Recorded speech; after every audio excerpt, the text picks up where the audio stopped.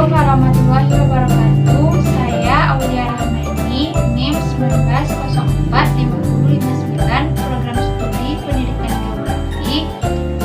Pada kesempatan kali ini saya akan menjelaskan materi mata kuliah Administrasi dan Supervisi Pendidikan pada pertemuan 5, yaitu tentang administrasi peserta didik, yang terdiri dari 4 pokok bahasan. Pokok bahasan pertama yaitu pengertian administrasi peserta didik. Administrasi peserta didik adalah suatu proses atau kegiatan yang dilakukan terhadap siswa, mulai dari perencanaan, penerimaan peserta didik, sampai peserta didik menamatkan pendidikannya guna mencapai tujuan pendidikan secara efektif dan efisien. Yang kedua, proses administrasi peserta didik. 1. Kegiatan di awal tahun pelajaran. Kegiatan awal tahun pelajaran yang dilaksanakan setiap sekolah adalah melaksanakan penerimaan murid baru. Beberapa kegiatan yang dilakukan dalam penerimaan murid baru diantaranya yaitu penetapan daya tampung, penetapan syarat-syarat murid baru, dan pembentukan panitia atau petugas penerimaan murid baru. 2. Selama tahun pelajaran, kegiatan atau langkah lebih lanjut adalah membina murid tersebut sehingga berkembang kemampuannya secara maksimal sesuai dengan tujuan sekolah.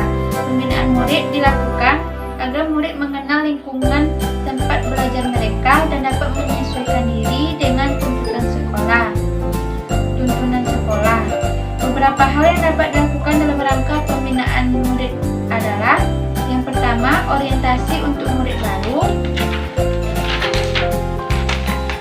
Yang kedua, peraturan kehadiran murid.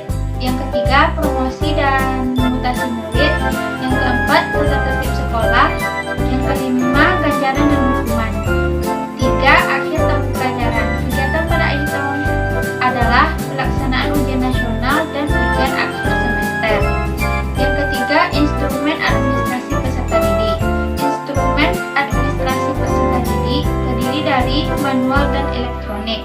Catatan tentang data siswa di sekolah dibedakan menjadi 2 jenis, yaitu 1. Catatan data siswa untuk sekolah yang meliputi buku induk, buku kleper, catatan tata tertib sekolah, yaitu kumpulan semua peraturan yang bersifat umum dan khusus, ada yang dari pemerintah dan ada yang produk sekolah itu sendiri. Yang kedua, catatan siswa untuk masing-masing kelas, yaitu buku kelas yang merupakan cuplikan dari buku induk, buku presensi kelas, buku catatan bimbingan dan konseling, buku catatan prestasi murid yang meliputi buku daftar nilai dan buku rapor dan buku mutasi. Yang keempat, peran guru dalam administrasi peserta didik. Yang pertama, sebagai panitia penerimaan murid baru.